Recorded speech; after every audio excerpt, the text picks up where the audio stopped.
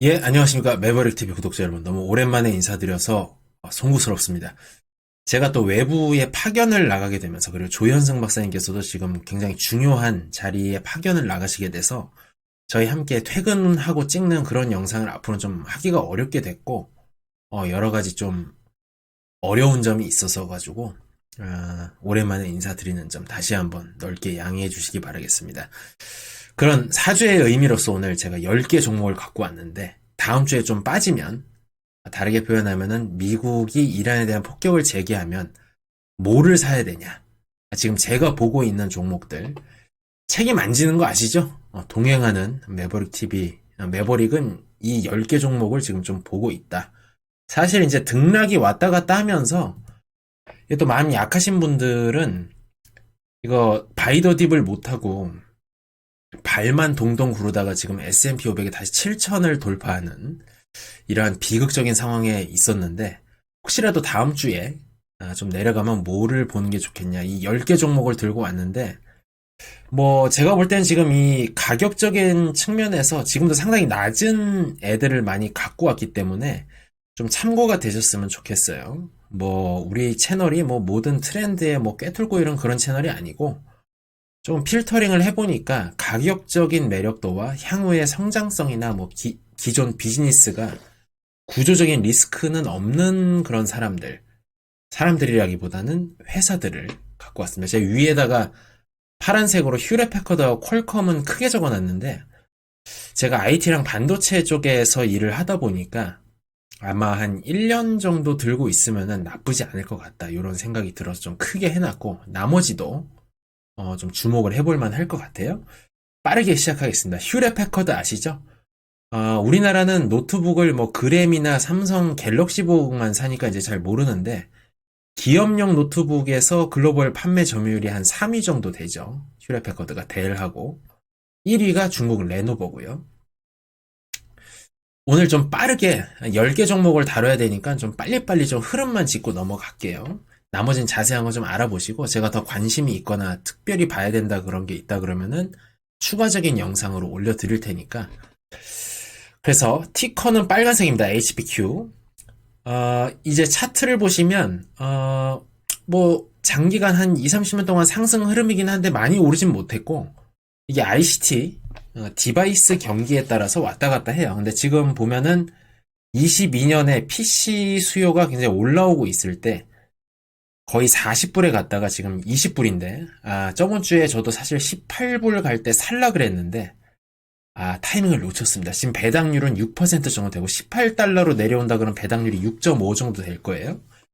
만약에 이게 좀 빠져가지고 17에서 18달러 정도 된다 그러면은 좀 사볼만 한데, 이게 왜 이렇게 지금 컴퓨터, 휴레패커드가 PC하고 노트북을 많이 팔죠. 특히 비즈니스 랩탑이 많이 나가는데, 왜 디바이스 회사들이 지금 안 좋냐 그러면 맨플레이션, 메모리 인플레이션을 갖다 붙여갖고, 맨플레이션이라는 용어가 이제 AI 데이터 센터 때문에 HBM, 거기로 D램 생산 캐파가 다 전용되면서 우리 핸드폰이나 PC에 들어가는 D램 값이 너무 많이 올랐죠. 뭐 6배에서 10배까지 얘기도 있는데, 그리고 올해 이제 이란 전쟁 여파도 있어서 PC 스마트폰 출하량이 전년비 한 10에서 12%줄 거라는 전망 자료들이 많이 나와 있어요. 그게 이제 지금 주가에 많이 반영이 돼 있고, 또 하나는 휴레패커드가 원래 중국에서 컴퓨터 제조를 많이 했었는데, 트럼프 관세 영향 때문에 지금 Electronics Manufacturing Service, 전자제조가 공급망 전환 과정에 있습니다.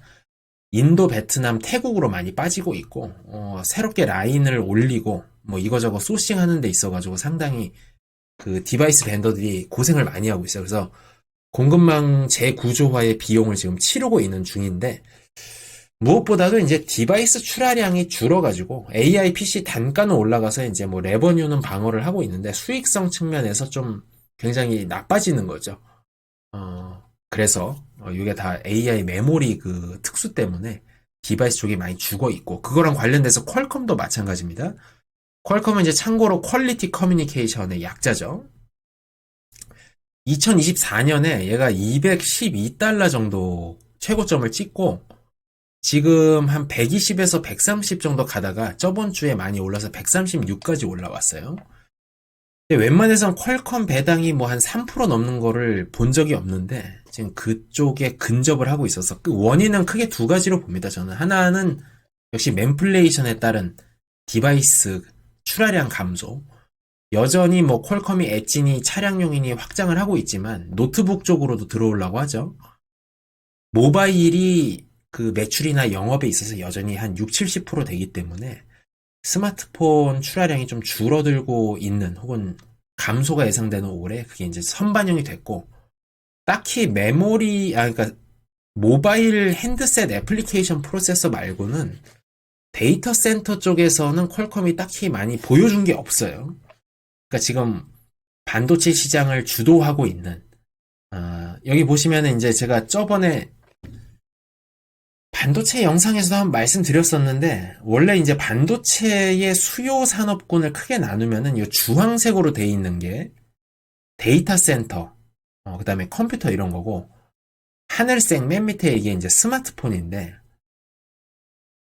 점점 스마트폰의 비중이 줄고 데이터 센터가 거의 40%에 육박하는 걸로 이제 나오죠. 위에 회색 데이터 센터에서 이제 메모리나 스토리지에 해당되는 부분까지 합하면은 거의 절반이 데이터 센터로 들어가고 스마트폰 점점 쩌리로 이제 주저앉는다 이렇게 최근 전망들이 나오고 있습니다만은 뭐 이제 서버도 영원히 클 수는 없고 제 생각엔 모바일 스마트폰도 사실은 신흥국에서 새로운 신규 구매자들이라든지 5G 이런 최신 모델 고가 모델로 넘어가는 그러한 성장의 요인들이 충분히 있어요. 시장 전망 자료라는 거는 늘 이것도 대중의 영향을 받기 때문에 데이터 센터가 영원히 이제 이렇게 압도적이진 못할 거고 어쨌든 내년에는 수요가 돌아옵니다. 핸드폰하고 PC가. 그래서 지금 퀄컴이 거의 지금 반타작 난 거는 진짜 좀 드물거든요, 사실은. 그래서 한 1, 2년 정도 두고 보면은 나쁘지 않을 것 같다. 장기적으로 200은 넘지 않겠냐, 이런 생각을 좀 말씀을 드립니다. 다시 한번 이제 옴디아에서는 스마트폰 출하량이 보통 7%, 이란 전쟁 장기화되면은 15%까지 감소할 걸로 보고 있고요.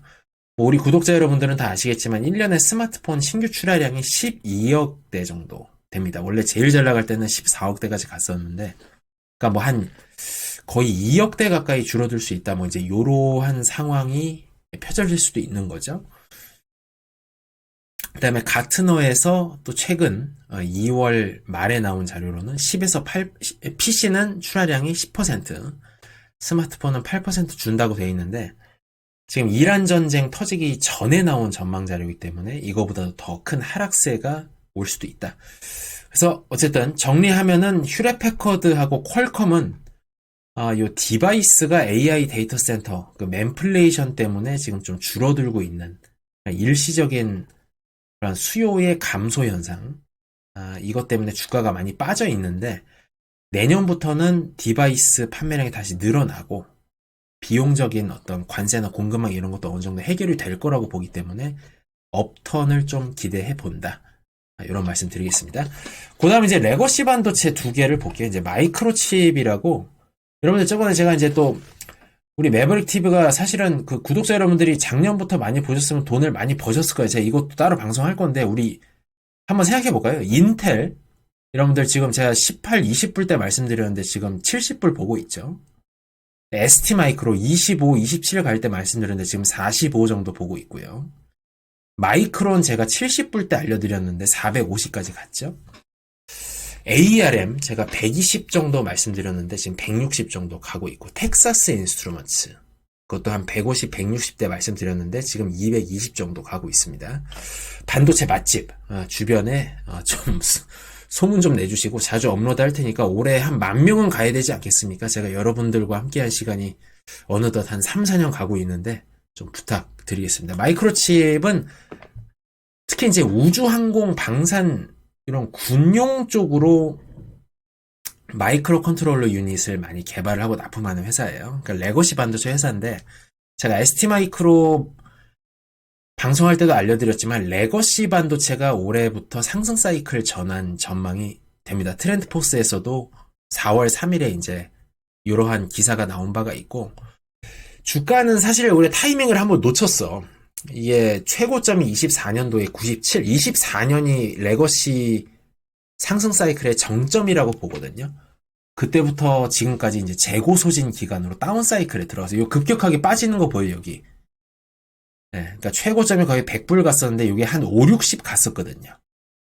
그래서 혹시라도 이제 뭐 월요일에 갑자기 이란 전역에 대한 에픽퓨리 막 폭격이 시작돼가지고 증권이 많이 빠진다 그러면 마이크로칩도 한번 사볼만 하다.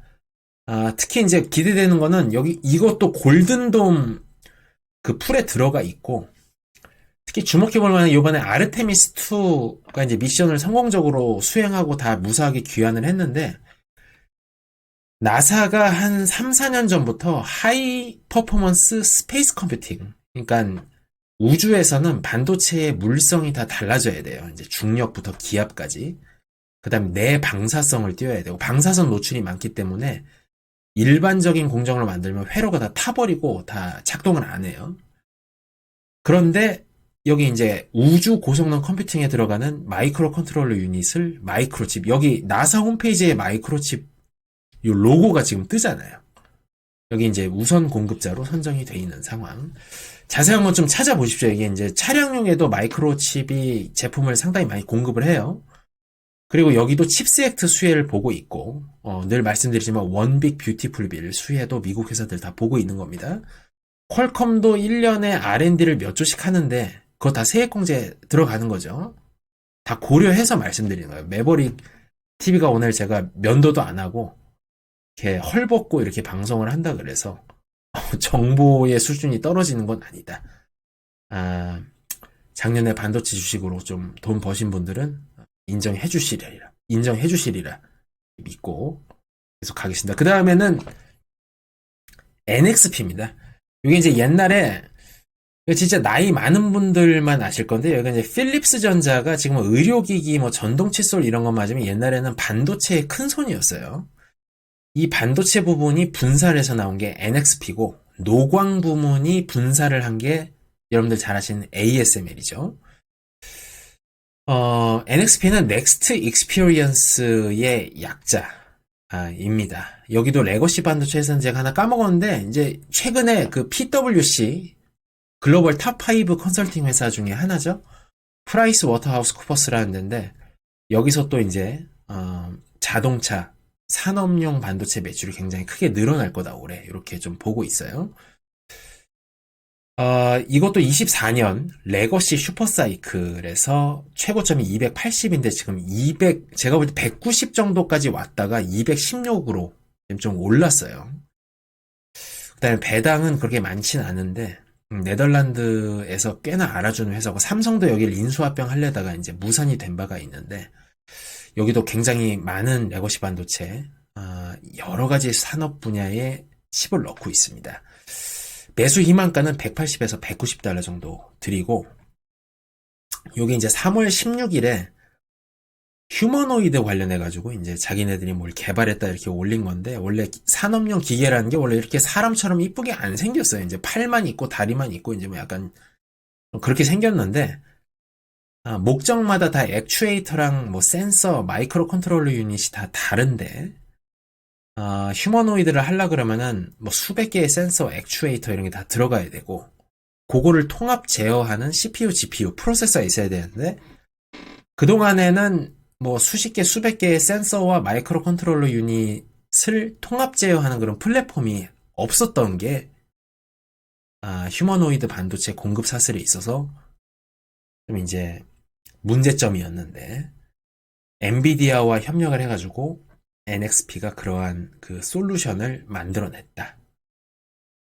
이러한 뉴스가 있습니다. 그러니까 휴머노이드 쪽에서 레거시 반도체 회사들이 다 좋을 건데 NXP가 지금 가격적으로 상당히 메리트가 있지 않냐 이런 말씀을 드리는 겁니다. 또 레거시 반도체의 상승 사이클이기도 하고요. 차량용도 많이 나가요. 여기도.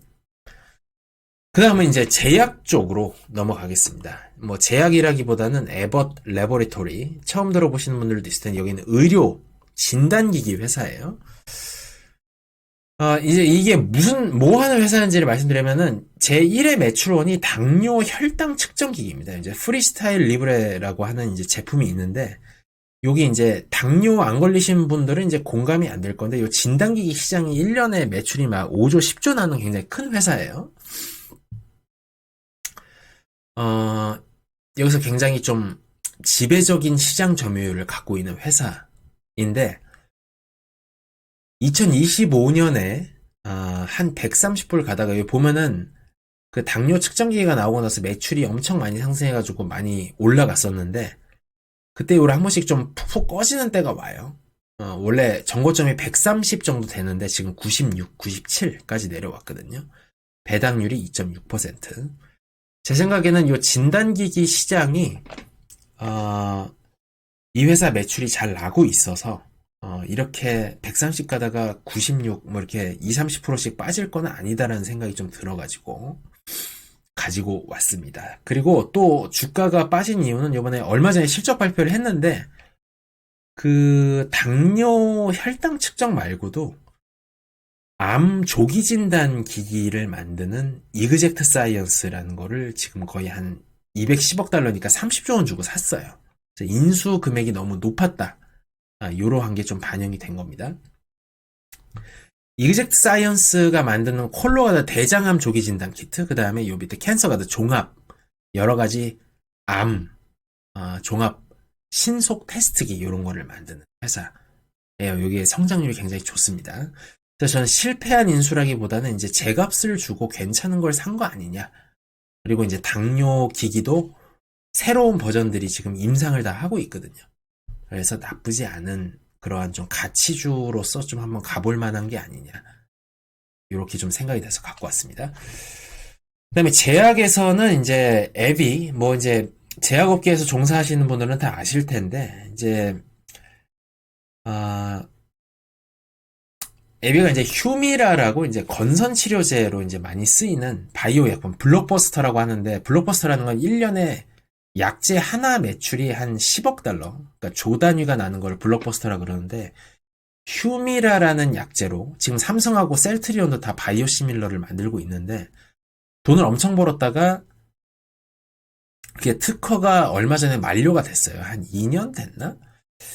그 이후로 특허 절벽 때문에 망하는 거 아니야 이랬는데 사실은 스카이리치하고 린보크라는 새로운 약재들이 충분히 그 매출을 벌충해주는 그런 구도에 와 있습니다. 물론 여기도 이제 뭐 존슨앤존슨이라든지 이제 경쟁자들이 있긴 한데 상당히 규모가 있는 제약사고 좋은 파이프라인들을 많이 갖고 있기 때문에 요렇게 좀 주가가 일시적으로 빠지는 거에 대해서 우리가 너무 걱정할 필요는 없지 않겠느냐. 그리고 여기도 이제 좀 인수합병을 좀 큰 걸 했다가 뭐 망한 것도 있고 잘 된 것도 있어요. 그래서 조금 상당히 좀 차트가 이쁘죠. 굉장히 선형적으로 계속 올라가는 그런 회사인데 나쁘지 않을 것 같다. 이런 생각이 들어서 갖고 왔습니다. 그리고 또 하나 이제 참고로 말씀을 드리면은 에비가 이제 카트티 치료제라고 이제 뭐 그 바이오 항암제 있잖아요. 암에 걸리면 왜 죽냐 그랬을 때 백혈구가 자기 세포하고 암 세포를 구별 못하고 때리다 죽는 거잖아요. 근데 카트티라고 하는 거는 그 자기 백혈구를 뽑아가지고 유전자 조작을 통해서 암 세포를 식별할 수 있는 기능, 안테나 더듬이를 달아가지고 다시 넣어주는 거거든요. 요거 캡스턴 테라퓨틱스를 인수를 했고 조현병 치료제 회사를 하나 인수했는데 거긴 좀 망했어요. 어쨌든 그 휴미라 특허 위기는 좀 어느 정도 극복을 충분히 했다. 이렇게 좀 볼 수가 있습니다. 실적을 보면은. 그리고 2030년 초반까지 특허 만료되는 의약품의 연매출 규모가 300조가 넘어요. 그래서 시밀러 회사들이 상당히 좋을 거라고 보는데 이미 삼성바이오로직스가 너무 많이 올라서 셀트리온하고 이쪽 하여간 요러한 지금 바이오의 흐름이 있다. 그래서 2025년도에 에비의 제품별 매출 비중을 보면은 이제 휴미라가 원래 한 30% 정도 되다가 19%로 내려왔죠. 시밀러들한테 잠식을 당하면서. 근데 요 스카이리치라는 그다음에 요 린보크 그다음에 요 보톡스 같은 거 미용 쪽에도 손을 대고 있고 뭐 혈액암 그다음에 뭐 정신질환 이런 것도 매출이 이제 좀 늘어나고 있고 이제 상당히 좀 안정적이다. 특허 절벽으로 인한 그러한 우려보다는 새로운 약재들의 매출 성장률이 굉장히 두 자릿수 이상이 나오고 있는 그런 건강한 회사다. 그래서 이 선형적인 상승 추세가 충분히 유지될 만하지 않느냐 이렇게 좀 보고 있습니다. 그 다음에는 이제 미국의 어떤 제조업, 건설 경기하고 관련된 거를 말씀드리려고 그러는데 아마 요거 이제 공구 좀 쓰시는 분들 알까요? 스탠리 블랙 앤 데커라고 요렇게 이제 공구 세트하고 여러 가지 이제 건설 현장에서 쓰이는 장비들을 많이 만드는 회사인데 최고점이 2021년도에 220달러 정도까지 가다가 지금 한 뭐 거의 60불까지 빠졌다가 70달러 정도까지 올라와 있고요. 배당은 거의 한 4.7% 정도 되는데 사실은 지금 미국의 주택이나 일반 건설 경기가 회복되는 게 너무 지연되고 있어요. 그래서 이란 전쟁으로 인한 유가 혹은 물가 상승 우려, 금리 상승 우려가 좀 잠재워지고 다시금 어떤 일반 제조업 경기나 건설, 주택 경기가 좀 살아나면은 이쪽이 수혜를 좀 보지 않겠느냐. 다시 한번 좀 사이클이 온다 그러면은 충분히 뭐 한 150, 200 정도 가지 않겠냐. 배당도 좋고. 그래서 한번 넣어봤습니다. 순이익률이 그렇게 높은 회사는 아니에요. 제품군이 좀 많아가지고. 그 다음에 또 하나 이제 리스크는 뭐가 있었냐면은 밀워키라고 요 전동 공구 세트에서 상당히 좀 저가로 괜찮은 그런 제품들을 만들어내는 경쟁자가 나와서 또 주가가 좀 빠진 측면이 있거든요. 하지만 스탠리 블랙앤데커도 최근에는 이제 좋은 제품군으로 경쟁력을 회복하고 있다. 이렇게 좀 파악을 하고 있습니다. 그 다음에 여러분들 이제 가전에서 한국 사람들이 웬만하면 잘 안 사는 월풀. 근데 미국 사람들은 빌트인으로 지을 때 거의 월풀 써요. 우리나라도 애국 소비라는 게 있잖아요. 갤럭시 웬만하면 사고. 아이폰 유저분들한테는 죄송합니다. 그 다음에 뭐 현대자동차 사고. 뭐 이제 이런 것처럼 뭐 가전은 LG야. 그건 이제 한국에서만 통하는 얘기. 일단 월풀. 이게 21년에 이게 제조업 경기가 이때가 제일 좋았어요. 코로나 때 돈도 많이 풀고 이래가지고 거의 240달러 가다가 지금 55 뭐 요렇게 가고 있어요. 배당률도 6%. 이게 배당이 한 번인가 두 번 깎았는데도 배당이 이렇게 높아요. 그 다음에 구조조정도 많이 했고 제가 볼 때는 다음에 주택 경기가 좀 살아나면 월풀 충분히 제가 볼 때는 100불 넘지 않겠나. 안 넘을 수도 있죠.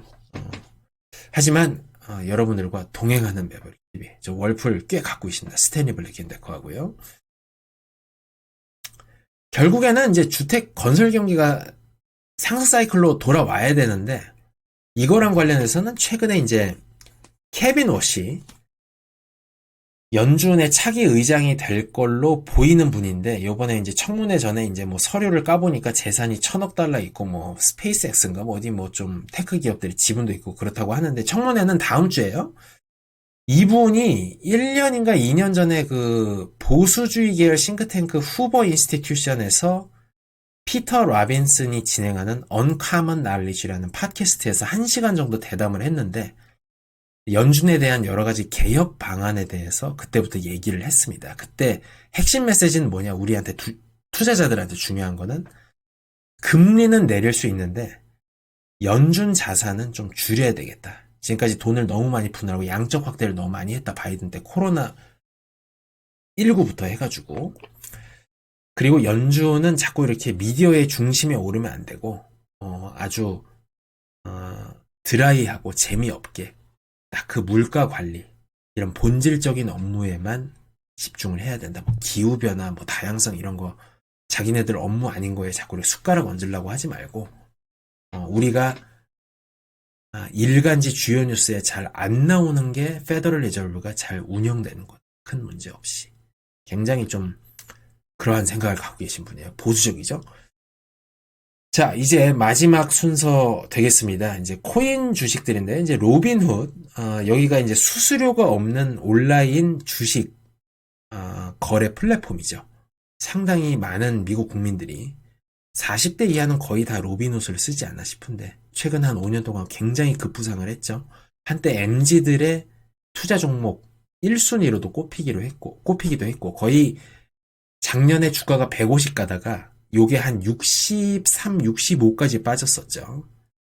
저번 주에 굉장히 많이 올라왔는데, 이것도 이제 코인의 변동성이 크기 때문에 한 60불 정도 근처 간다 그러면은, 제 생각엔 요거는 차세대 플랫폼으로서 이제 가치가 있고, 폴리마켓이라든지 가상자산 거래도 상당히 진행을 하고 있고, 그 다음에 여기서 또 재밌는 걸 최근에 이제 런칭을 했는데, 뭐냐면, 여러분들 벤처 투자나 비공개 회사는 사모펀드 아니면은 되게 쩐주들한테 뭐 일일이 프라이빗 뱅커나 이제 이런 고액 자산가 서비스들한테만 아름아름 소식이 가서 투자를 할 수 있잖아요. 근데 여기에도 ETF 시스템을 도입하는 그런 펀드를 만든다라고 하는 그러한 금융의 어떤 또 혁신을 이끌어가는 그러한 음, 회사이기 때문에 좀 굉장히 긍정적으로 좀 보고 있어요. 어, 좀 빠져서 다시 재진입할 수 있는 기회가 많은 사람들한테, 특히 저희 구독자 여러분들한테 있었으면 좋겠다, 이런 희망을 갖고 있습니다. 그다음에 코인베이스 다 아시죠? 실질적으로 전 세계에서 이제 코인 거래 측면에서는 지금 시가총액이 이렇게 빠졌는데도 거의 100조 원 정도 되니까 거의 좀 재패를 하지 않았나 싶고, 작년 최고가가 420 정도 되는데 제가 한 155에 들어갔거든요. 지금 한 200 정도로 뛰었는데,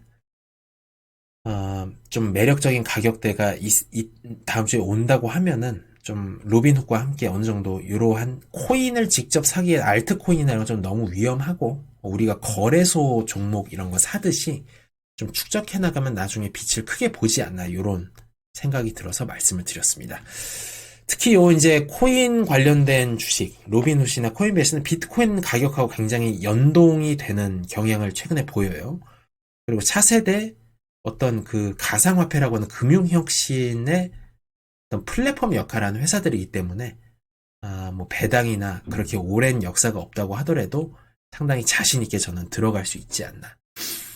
이렇게 말씀을 드리겠습니다. 그리고 이제 클래러티 액트가 이제 5월 안에 마크업 단계가 끝나고, 중간선거 전에 입법이 되지 않나 싶은데, 가장 그 좀 이슈가 됐던 게 리워드에 관한 거죠. 그러니까 케빈 워시를 포함해가지고 금융권의 입장은 스테이블 코인을 갖고 있기만 해도 이자 같은 성격의 그런 리워드를 주는 거는 이제 금지하겠다. 왜냐면 전통적인 금융권에서 돈이 많이 빠지면 안 되니까. 이것 때문에 지금 상당히 코인베이스나 서클로부터 좀 안 좋은 소리를 들었는데, 그래도 활동 기반 결제를 할 때 캐시백을 많이 준다든지 이런 거. 그러니까 좀 구멍을 열어주는 거죠, 사실은. 그러니까 이자는 못 주는데 만약에 캐시백을 뭐 우리가 아무리 좋은 연회비 뭐 몇십만 원, 몇백만 원 내는 카드를 가입해도 캐시백을 5%, 10% 주기가 어려운데 캐시백을 갑자기 20% 준대. 뭐 이러면은 기존 금융권하고 충분히 경쟁을 할 수가 있는 거죠. 여기는 숨통을 열어주는 겁니다. 그다음에 스테이킹 리워드라는 거는 왜 이제 암호화폐의 철학이라는 게 Decentralized Finance, DeFi라 그러잖아요. 누가 얼마 갖고 있다는 정보를 폐쇄적으로 관리하는 게 아니라 모든 사용자가 연결이 돼가지고 이 사람이 얼마 갖고 있고 어디에 거래를 했고 결제가 어디로 통하고 뭐 이런 거 정보를 다 공유하는 시스템을 켜놓고 이러한 네트워크 기여도에 대한 보상을 지급하는 것도 거의 확정적으로 지금 논의가 되고 있는 것 같아요. 그래서 이 정도만 돼도 서클하고 코인베이스에는 상당히 좋죠. 최근에 이제 리워드 지급, 특히 이자 성격의 리워드 지급을 안 해주는데 어떻게 서클이랑 코인베이스가 주가가 이렇게 회복이 되냐, 이렇게 생각하시는 분들이 많을 것 같은데, 그러니까 서클을 예로 들면은 미국 국채를 그 스테이블 코인 판매 금액으로 산 다음에 이자를 받아가지고 그거를 유저들한테 나눠주는 거였잖아요. 근데 이렇게 이자를 못 나눠주니까 그 돈을 그냥 자기가 먹고 앉아 있는 거지. 그러니까 당연히 회사에 돈이 쌓이니까 실적이 개선되지 않겠어요. 그러니까 그렇게 나쁜 것도 아니라니까요. 이 이자형 리워드가 이제 금지되는 게. 코인베이스는 서클이 받는 국채 이자를 일부 받아가지고 그걸 다시 코인베이스 유저들한테 뿌려주는 그런 행위를 하고 있었던 거고. 근데 제 생각엔 이미 그 스케일을 달성을 했기 때문에 뭐 크게 클래러티 액트의 이자형 리워드 지급 여부에 따라서 이들 회사의 미래가 뭐 구조적으로 손상을 받는다. 이런 일은 없을 거라고 생각이 됩니다. 뭐 암호화폐에 대한 사항은 또 다음에 또 여러 가지 종목이랑 법안, 현황들을 또 자세하게 말씀드릴게요. 자, 제가 오랜만에 인사드렸는데 너무 많은 내용, 너무 주마간산식으로 말씀드렸나 싶은데 우리가 또 호흡이 짧잖아요, 요새는. 다음 주에 다시 뭐 폭격이 시작될 수도 있고, 케빈 오씨가 임명돼서 뭐 또 2분기부터 금리가 내려갈 거라는 이런 게 오면 또 다시 한번 불마켓이 올 수도 있고, 이번 중간 선거가 있으니까 또 경기를 또 어느 정도 또 부양을 하려고 할 거고, AI 혁신도 지금 계속 진행되고 있고요. 그래서 오늘 좀 놓친 종목들도 많습니다. 사실 레거시 반도체라 그러면은 글로벌 파운드리도 빼놓을 수 없고, 서클도 빼놓을 수 없는데, 최근에 두 회사가 모두 한 30%씩 저점에서 회복을 해가지고, 다음 주에 좀 많이 빠진다 그래도 엄청 박앤세일로 잡기는 어렵지 않겠나. 제가 볼 땐 지금도 가격적인 메리트가 충분해 보이는 10개 종목으로 말씀 여쭙습니다. 여러분들, 다음 주도 힘찬 한 주 되시고, 2분기 새로운 각오로 성공 투자를 위해서 여러분과 동행하는 그런 컨텐츠 앞으로도 계속 자주 업로드하도록 하겠습니다. 구독과 좋아요 부탁드리면서 이만 인사드리겠습니다. 감사합니다.